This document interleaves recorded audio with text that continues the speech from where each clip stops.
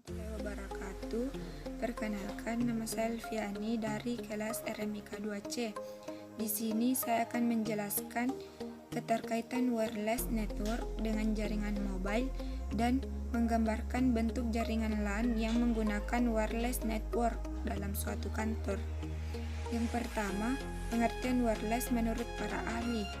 Menurut Priambodo mengatakan bahwa wireless merupakan standar dari jaringan tanpa kabel atau yang dikenal dengan nama wireless networking dengan fungsi untuk menyempurnakan komponen-komponen pada jaringan internet agar terkoneksikan atau agar terhubung dengan internet dengan mudah tanpa ribet.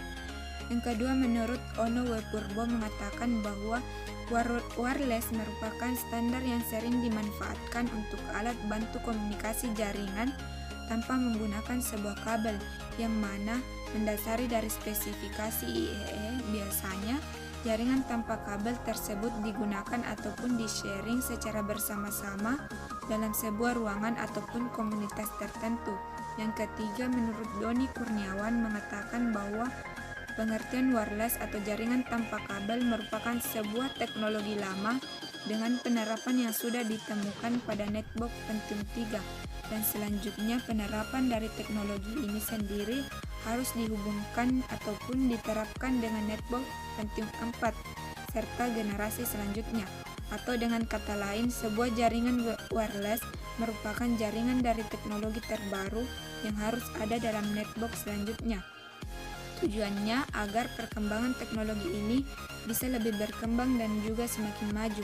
Keempat, menurut Yuhezir mengungkapkan bahwa wireless merupakan sebuah perangkat singkatan dari wireless fidelity, yakni sebuah perangkat standar untuk berkomunikasi secara lokal tanpa harus menggunakan kabel sebagai penghubungnya. Yang terakhir, Jubel Enterprise mengungkapkan bahwa wireless merupakan variasi terbaru dari teknologi informasi dan komunikasi yang lantas bekerja pada sebuah jaringan serta perangkat wireless local network. Adapun keterkaitan wireless network dengan jaringan mobile, yaitu wireless network dan jaringan mobile sama-sama memiliki fungsi untuk mengatur adanya lalu lintas sehingga dapat memungkinkan banyak pengguna yang saling terhubung satu sama lain dan dalam satu jaringan. Berikut yaitu gambar bentuk jaringan LAN yang menggunakan wireless network dalam suatu kantor yang memiliki 8 ruangan. Tiap ruangan memiliki 20 komputer.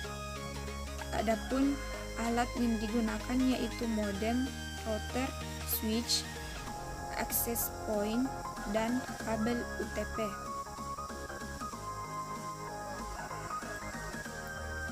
Berikut fungsi alat yang digunakan yaitu modem berfungsi melakukan proses menumpangkan data pada sinyal informasi ke sinyal pembawa agar dapat dikirim ke pengguna melalui media tertentu.